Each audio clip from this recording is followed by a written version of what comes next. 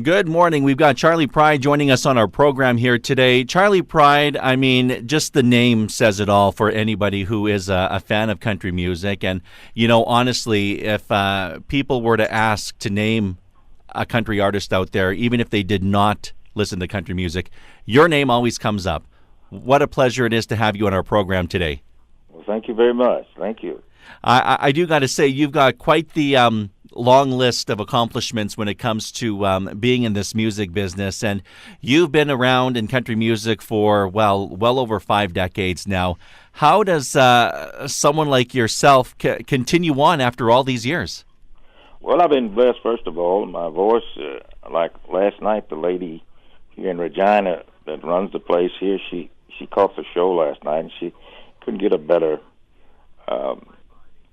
compliment, and she said your voice hadn't changed a bit, and so I thanked her for it, but I have been blessed that a lot of my peers, have lost a few inches off of it, but mine is still there. And still in fine form. And I guess that just goes to show why you're still out there performing after all these years. Yeah, they still want to hear me, and so the promoters and all, they keep booking me, so that's just the way it is. You look back at your career, and, a lot of people probably are aware that before you started in country music, you actually started out in minor baseball. Yes, I played baseball. I made it all the way there. I was with the Angels in '61, but I got there, but I didn't stay. So, but I've been involved with the Texas Rangers from day one when they moved from Washington to Texas, and I was on every manager that they had, and of course now I'm part owner of them, and so I'm still involved in that. That's where I wanted to make it. I was going to go to the major leagues and break all the records there and set new ones by the time I was 35, 36. That was my plan, and then I would probably go sing. So singing actually was your backup career then for you? Well, I sort of that. I'm just glad that I had the voice. A lot of people out there do recognize your voice when it comes to your singing. I mean, you look at all the songs that you've recorded throughout the years, and a lot of the standards that you have recorded are now country music classics, such as Anybody Going to San Antone, Kiss an Angel, Good Morning, and probably my all-time fave, which you can correct me if I'm wrong. All I Have to Offer You Is Me is your first number one single? Yeah, All I Have to Offer You was my first number one. A great song there of yours. Looking back at your career, is there a song out there that you've always wanted to sing that some other artist had picked up and ended up becoming a huge hit for them? Well, what I did before I got my own, I just picked out the ones that I loved the most, and those are the ones I did. I mean, Ray Price and George Jones, different ones that all the songs that I had heard and liked. I mean, Hank Williams sung the ones that I liked the best of his, and that was my show until I got my own. Mm-hmm. Yeah. You look at all the songs that you sung, and I've seen this before. You say that your favorite song that you are singing is your favorite song at that moment. That's correct. And that's not just giving an answer, but the reason I say that, because especially when we go, especially in Ireland, a lot of my fans. Well, I'll just try to explain it this way: is that my producer Jack Clement, he used to say to me, he said, "Now, Charlie," he said, "here's the deal." He says, "When you have a big song like Kiss an Angel, Good Morning, say your biggest song, that's been my biggest song. Is if you have a song, whichever one was the biggest, you don't go and make an album and just put just some songs around it. What you want to do is get the best songs still that you can find, and if they're a song, you try to make it a double A. If there's a double A, you try to make them a triple A. You always try to think that each one of these songs, when you go into the studio, would be a single. And with that thought, I think that's why, because I only had 1 million selling single, and that was Kiss an Angel. But I've had so many million selling albums, so I think that's why that happened. Mm-hmm. So people, what they'll do, they would go and pick one out of whatever album they're listening to.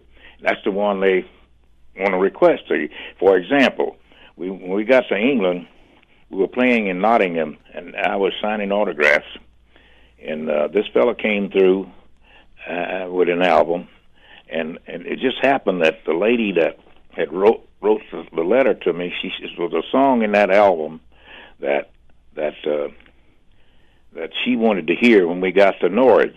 That's about in the eastern part of England, and we wasn't going to be there until about a week. So what I did, I looked at his album and I signed it. I said, "Sir, you live here in Nottingham?" He said, "Yes." "Well, I'm at this whatever hotel we were staying at. If you call me," and I had a Sony tape recorder. I said, "I've got a lady that requested a song in Norwich, and it's in that album." So he called me up and played it, and I taped it off the telephone. And when I got to Norwich, I picked the letter out, and I was on stage, and I called out, I don't remember her name now, but when I called her name and said, she just screamed, and and I finally I said to the fans, I said, "Now, I don't do this all the time." I said, "Because the whole tour, I wouldn't be able to to do the tour." I said, "But it just happened that he came through the line and had that album, and it just reminded me to try to see if I could satisfy her by." So I said, I believe I had the letter. So if you want me to sign it, you can come up stage here, and I'll sign it for you, and we'll do it for you. And so we worked it out, picked it, and re-listened to the song, and then did it for her. Oh, wow. What a treat is that.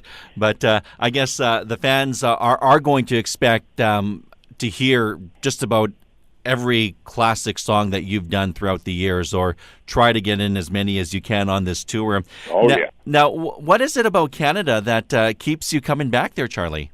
The same as everywhere else. As I say, I'm in the business of selling lyrics and feelings and emotions, and I do it a good job of it, and they love it, and then we just have a artist love affair, artist fan love affair. Yeah. And I've been coming up here since 1968 with Farron Young and Bill Anderson was the first time I ever came to Canada, and I've been coming ever since. And the same as we just got back from Australia and New Zealand. All was sold out. I hadn't been down there in about 10, 12 years, and so they still want to see me. And what I'd like to tell all the fans, wherever I'm coming, especially in Edmonton, because I think we've been there. This will be our 4th or 5th consecutive year of coming there. And I remember one year that a lady, they charged her almost $1,000 for a ticket of mine, and it wasn't even on the front row. That tell her whatever kind of ticket sales the way they do it. I didn't know they sold my tickets that way. But. Yeah, it really made the news when that had happened here, and then you ended up inviting her to the show in the front row. Right. we gave her a ticket, so pretty close down to the front row there, and that was all because of the promoter and everything that I worked with up here. Mm-hmm. And he said, "Why don't we do that?" And I said, "Well, okay, I'll fly in and we'll do it." Yeah. And but it's just like a moment ago when we talked about the song that I'm singing at the moment. That's just, you just learn as you go along what people like. When I go to wherever I'm going, I like to say, and don't ask me how we do it, Wally, but what we try to do is we do our show, and we want our fans leaving like they felt that and feeling that they've heard everything I ever done. Now, so don't ask me how we do it, but that's the way we try to horn the show together. Yeah, and again, it's all about just getting that great quality music that you put out all these years for the fans. Yeah, well, see, I'm very blessed. It's a lot of people don't have but one signature song, and but I'm fortunate enough to have about 4 or 5. And so what we do, we try to put around those 4 or 5 signature songs the best that we can do. And feel that we can sell to make the help our fans leave that way, feeling that they've heard everything ever done. I think there's a lot of songs that people are going to be familiar with, not just the one, like you said, many of them. So it's going to be quite the performance. And we're all looking forward to your show in Edmonton. That's coming up on Monday at the Jubilee Auditorium. Yes, yes. Charlie Pride, it's been a privilege and an honor to speak with you today. I want to thank you so much for your time. Thank you very much.